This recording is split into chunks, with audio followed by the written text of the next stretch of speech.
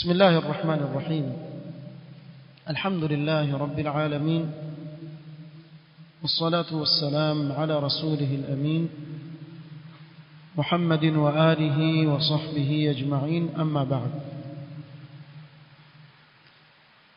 ikiwa ni tarehe 14 mwezi wa Rabiul Thani mwaka 1444, tuendelea na daura yetu hii ambayo kama tulivyotaja katika utangulizi kuwa kinacholengwa katika mawadhi ambazo tumeziweka yafungamana na Qur'an,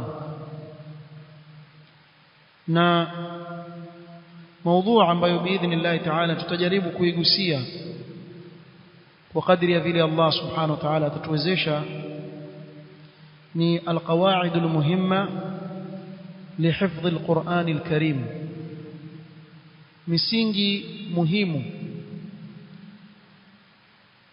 ili kuhifadhi Qur'an, kitabu cha Allah. Hakuna muislamu leo ambaye ajielewa, ambaye ataambiwa je, watamani kuhifadhi Qur'ani, aseme la. Watamani kuwa wewe umehifadhi Qur'ani yote kisha sema mimi sitamani, haiwezekani.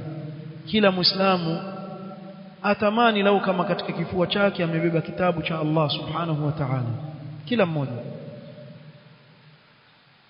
Na hii ni fadhila kubwa Allah subhanahu wa ta'ala akikujalia wewe katika wale wanaojishughulisha katika kukihifadhi kitabu cha Allah subhanahu wa ta'ala. Lakini mara nyingi utapata wanafunzi hupata tabu katika suala la kuihifadhi Qur'an kwa kutojua misingi ambao watakikana watembee juu yake ili kuihifadhi Qur'an. Wakati mwingine ni kwa sababu ya umri wa wale watoto, sababu watoto wawezekana kuwa umri wao ni mdogo kiasi cha kuwa hawawezi kufahamu misingi kama hii. Sasa hapa jukumu la rejea kwa nani? Kwa mwalimu na mzazi. Ni juu ya mwalimu afahamu misingi muhimu ya kuhifadhi Qur'an, na ni juu ya mzazi kadhalika afahamu ili ampitishe yule mtoto katika misingi kama hii. Kwa umuhimu wa misingi hiyo tumekusanya baadhi, misingi ni mingi lakini tumekusanya baadhi ya misingi ambayo atakikana ashikamane nayo yule anayetaka kuihifadhi Qur'an. Msingi wa kwanza ambao tutaanza nao kwa sababu ya wakati, sitaki kurefusha mazungumzo, al-ikhlasu sirru at-tawfiq. Msingi wa kwanza ni al-ikhlas, bimaana awe yule anayehifadhi Qur'an, anayejishughulisha kuihifadhi Qur'an, atamtakasia Allah amali yake kama ile, aifanye kwa ajili ya Allah subhanahu wa ta'ala, si kwa ajili ya mtu yoyote mwingine. Awwalu ma yanbaghi lilmuqri'i walqari'i an yusliha niyyatahuma, kitu cha kwanza kwa msomeshaji Qur'an na yule anayeisoma Qur'ani kwa mwalimu, wote wawili wanatakikana waitengeneze nia yao, wasafishe nyoyo zao, wayukhlisa lillahi ta'ala, na wao watamtakasia Allah subhanahu wa ta'ala amali zao. Wanakhusu huna at-talib, na hapa tumhusisha mwanafunzi katika kumzungumzia, liannana naqsuduhu fi hadhihi alqawaid, sababu hapa tumkusudia yeye katika misingi tutakayohitaji. Faman hafidha alquran liyuqala anhu hafidhun au liyatafakhara bihi riya'an wa sum'atan fala ajra lahu wala thawaba bal huwa athimun.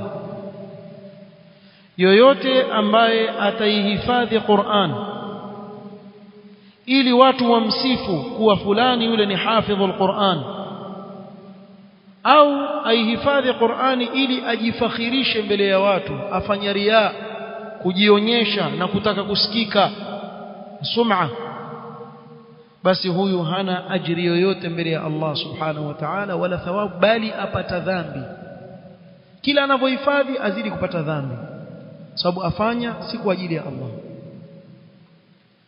ولما كان تعلم القرآن من أعظم الطاعات وأشرفها, na kwa kuwa kule kujifunza Qur'an ni katika taa zilizo bora kabisa tukufu, kana fasidu niyyati fihi min aswa'i an-nas halan yawm al-qiyamah wal iyad billah. Kwa sababu hiyo ikawa yule ambaye nia yake ni fisidifu katika jambo hili la Qur'an ndio mtu aliyekuwa katika hali mbovu kabisa siku ya kiyama. فعن أبي هريرة رضي الله عنه أن رسول الله صلى الله عليه وسلم حدثه.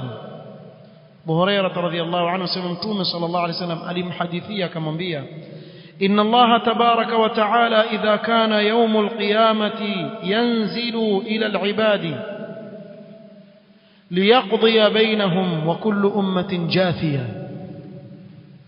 ikifika siku ya kiyama Allah tabaraka wa taala atashuka kwa waja wake ili kupitisha hukumu baina ya waja wake, na kila umma wamepiga magoti mbele ya Allah subhanahu wa ta'ala. وفيه, na katika hadithi hiyo akataja mtume sallallahu alaihi wasallam, fayaqulu Allah lilqari'i, Allah subhanahu wa ta'ala atamwambia msomi aliyojifunza Qur'an, ajua kuisoma Qur'an, alam uallimka ma anzaltu ala rasuli, je sikukufundisha wewe kile nilichomteremshia mtume wangu? Qala bala ya rabbi, atakubali kweli ya rabbi ulinifunza.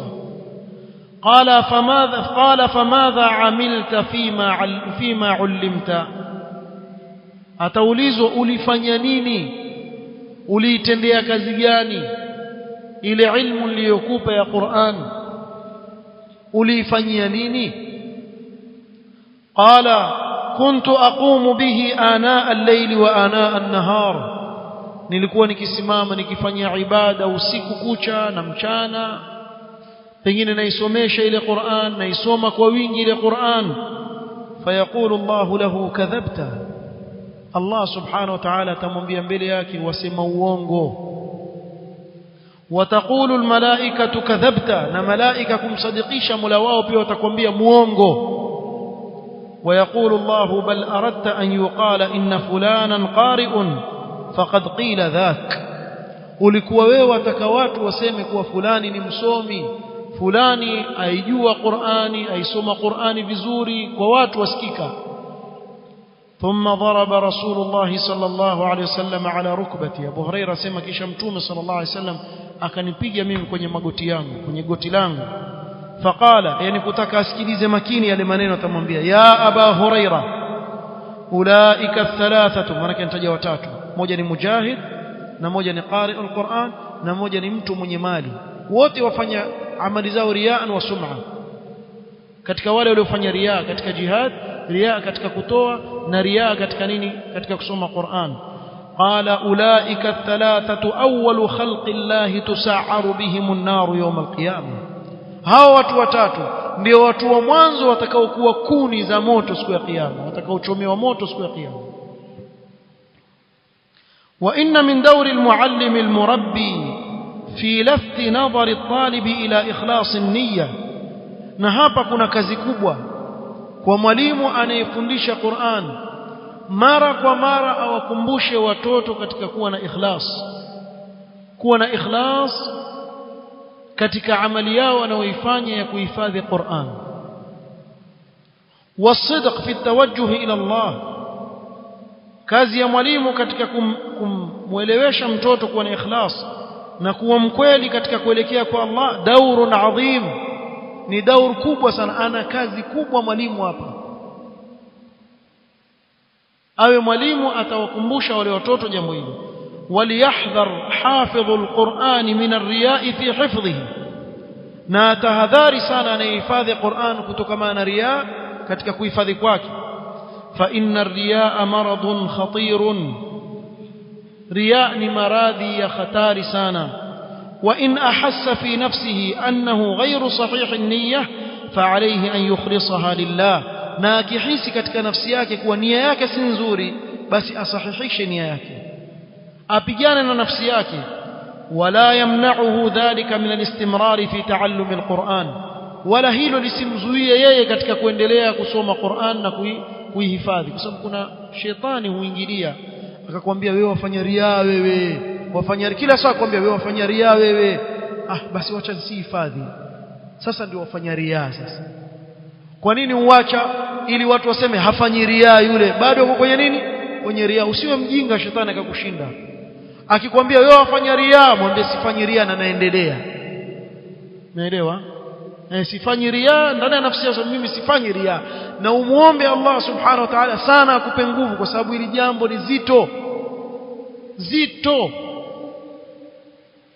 halitibiwi kwa siku moja. Bimaana, kwa mfano imekujilia riaa katika salatu dhuhur, mfano ukapia nafsi yako mpaka ukaishinda kuwa ufanye kwa ikhlas, usifikirie kija asri vile vita vishaisha.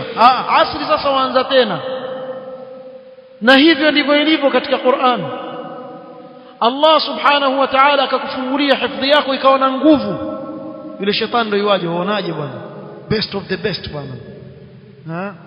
Kuna wengine huweka Qur'an zao kwenye mitandao ya kijamii, kisha yeye mwenyewe yuandika the best reciter of Quran in the world. Sio nini?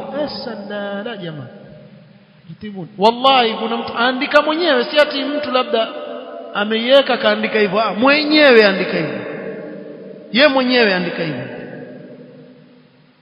Andika pale kwa yeye ndio qari mkubwa.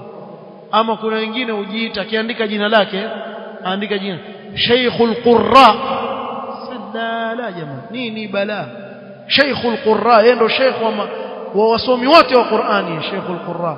Ajiita hivyo. Kuna watu wakiandika jina lake mwanzo waanza na hivyo. Sheikhu Maqari, sui kwa mfano Maqari Tanzania, yani wasomaji wote wa Qur'ani wa Tanzania ni kuwapitia kwake yeye. Hii balai na riya na hubu dhuhur was-sum'a. Hawa ndio wale aliwataja Mtume sallallahu alaihi wasallam. Ya akhi, qari al-Qur'an hawi hivyo na riya na kupenda. Wewe fanya lillah, na shetani akikujilia usiwache, pigana nafsi yako, muombe Allah akuhifadhi na riya, na uendelee kuhifadhi Qur'an. Fa inna tarka dhalika lihadha sabab min madakhil ash-shaytan wa khutuwatihi. Kwa sababu kuacha kuhifadhi Qur'an eti kwa sababu waogopa riya ni njia ya shetani, amekuingilia akakupata vizuri kabisa, na ni hatua za shetani amekuweza kabisa. Endelea kuhifadhi Qur'an, iambie nafsi yako na upigane nao iwe na ikhlas, na zaidi muombe Allah subhanahu wa ta'ala, kwa sababu huwezi kuisafisha nia yako isipokuwa Allah subhanahu wa ta'ala akuwezeshe. La haula lana wala quwwata illa billah. Kwa hiyo huu ndio msingi wa kwanza.